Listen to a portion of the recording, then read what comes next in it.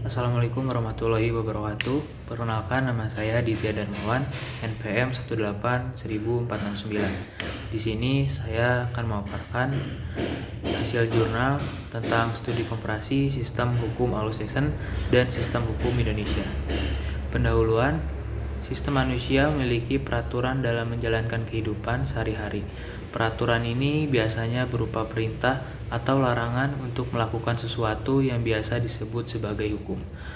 Hal yang diterapkan salah satunya agar masyarakat terlindungi dari berbagai ancaman dan kejahatan.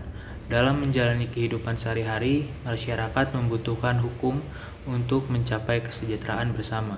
Hukum dicapai untuk mengatur serta membatasi berbagai macam aktivitas masyarakat agar terbentuk suatu tatanan hidup yang aman, tertib, dan berkeadilan. Indonesia merupakan negara hukum yang mengatur warga negara dalam melaksanakan hak dan kewajibannya. Hal ini seperti yang tercantum dalam Undang-Undang Dasar 1945 Pasal 1 Ayat 3, di mana hukum menjadi keharusan dalam kehidupan bangsa dan negara.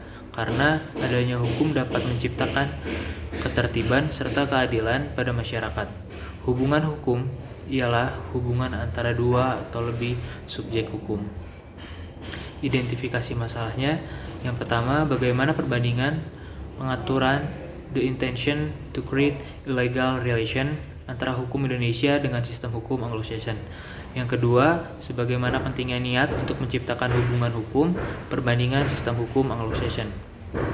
Metode penelitiannya sendiri di sini, spesifikasi penelitian ini adalah descriptive analysis. Metode pendekatan adalah normatif. Selanjutnya tahap penelitian. Lalu yang keempat, teknik pengumpulan datanya menggunakan bahan hukum sekunder. Selanjutnya analisis datanya menggunakan analisis data kualitatif.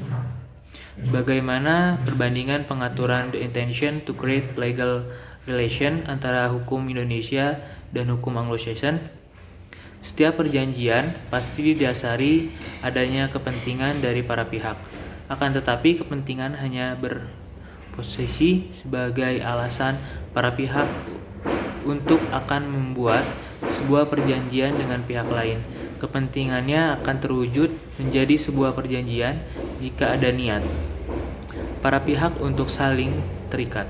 Perjanjian bukanlah sesuatu yang dengan mudah untuk dilanggar, karena berdasarkan asas Pans sunt servanda, sebuah perjanjian mengikat sebagai hukum bagi para pihak yang bersangkutan dan akan menimbulkan sanksi tersendiri bagi pihak yang mengingkarinya.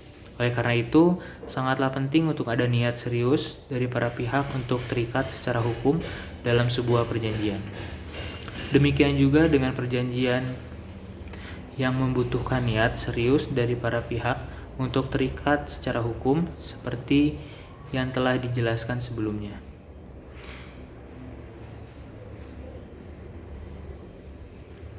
Untuk menciptakan hubungan hukum sebagai konsiderasi dapat digunakan untuk mengkaji pemenuhan syarat sahnya perjanjian. Yang lain seperti kecakapan suatu pokok persoalan tertentu dan suatu sebab yang tidak terlarang kontak jaminan kurang diminati untuk dilakukan oleh dua perusahaan yang tidak memiliki kekerabatan, sehingga diperlukan niat yang kuat untuk mencapai kesepakatan. Sebelum menyatakan sepakat, para pihak harus memperhatikan kecakapan dan pihak lain, objek perjanjian, serta sebab yang tidak dilarang oleh undang-undang. Mengadakan suatu perjanjian merupakan perbuatan hukum, sedangkan yang boleh melakukan perbuatan hukum adalah subjek hukum, baik orang maupun badan hukum. Perusahaan penerbit adalah perseroan terbatas yang merupakan badan usaha berbadan hukum. Pada kajian mengenai kecakapan dan pihak yang perlu diperhatikan adalah perusahaan penjamin yang juga harus berupa perusahaan yang memiliki badan hukum. Selanjutnya, pentingnya niat untuk menciptakan hubungan hukum perbandingan sistem Anglo-Saxon.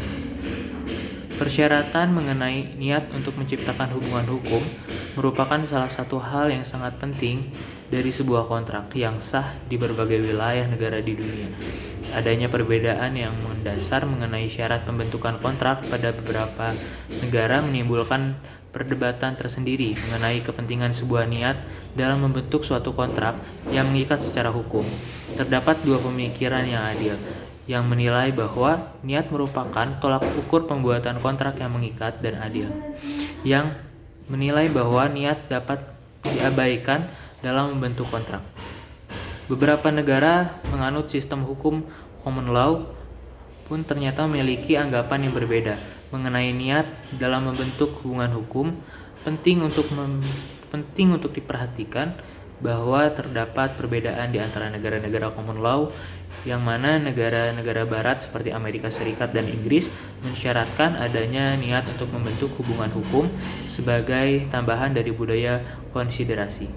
Akan tetapi, hal tersebut tidak disyaratkan pada negara berkembang seperti India dan Cina. Negara yang mengakui keberadaan konsiderasi beranggapan bahwa proses menuju titik temu dalam pembuatan kontrak yang sah terdiri dari 3 hal, yaitu tawaran, penerimaan konsiderasi, desakan mengenai persyaratan niat sebagai tambahan dari elemen dalam pembuatan secara sah. Selanjutnya, di samping itu, konsiderasi sering dianggap sebagai perwujudan dari niat. Sebuah kontrak adalah sah dan mengikat karena adanya pertimbangan dari para pihak. Niat dari konsiderasi di sini dianggap sebagai satu kesatuan. Oleh karena itu, konsiderasi ini harus mampu membuat niat para pihak dan tidak diperlukan ada persyaratan terpisah untuk membuktikan niat untuk menciptakan hubungan hukum. Hal tersebut berbeda juga dengan negara civil law yang notabene tidak mengenal adanya konsiderasi. Niat untuk menciptakan hubungan hukum merupakan syarat umum dan dalam sistem hukum civil law, sedangkan konsiderasi tidak diperhitungkan. Tersebut dikarenakan adanya perbedaan yang niat untuk menciptakan hubungan hukum selain berisi suatu perjanjian. Di Indonesia, perjanjian yang sah adalah perjanjian yang memenuhi syarat sahnya perjanjian, sebagaimana diatur dalam pasal 1320 Kitab Undang-Undang Hukum Perdata KUH Perdata. Syarat tersebut antara lain kesepakatan, kecakapan, suatu pokok persoalan tertentu, dan suatu sebab yang tidak terlarang. Kesimpulannya, niat untuk menciptakan hubungan hukum adalah kebutuhan semua musim dan harus dipertahankan. Pertama, pertimbangan sebagai masalah ketidakmungkinan praktis tidak dapat mengisi celah niat untuk menciptakan hukum hubungan dalam suatu transaksi. Doktrin niat untuk menciptakan hubungan hukum. Dengan demikian, asuransi dibuat oleh hukum untuk kehidupan komersil dan ekonomi dalam masyarakat modern. Kedua, setiap upaya liar untuk meninggalkan doktrin niat untuk menciptakan hubungan hukum akan merampas kontrak pihak yang memiliki disposisi bebas, tidak terbatas, dan bebas untuk menandatangani kontrak dan menjelaskan apa yang menjadi kontrak mereka. Tes pertimbangan tidak akan mencakup semuanya untuk menentukan efek hukum yang disetujui di atas oleh pihak. Ketiga, mengabaikan doktrin niat menciptakan hubungan hukum akan menimbulkan keraguan yang serius tentang justiciability sebuah kontrak. Bagaimana kita memastikan ketika salah satu pihak tidak berniat konsekuensi hukum bahkan setelah saling menguntungkan janji telah ditukar. Sekian.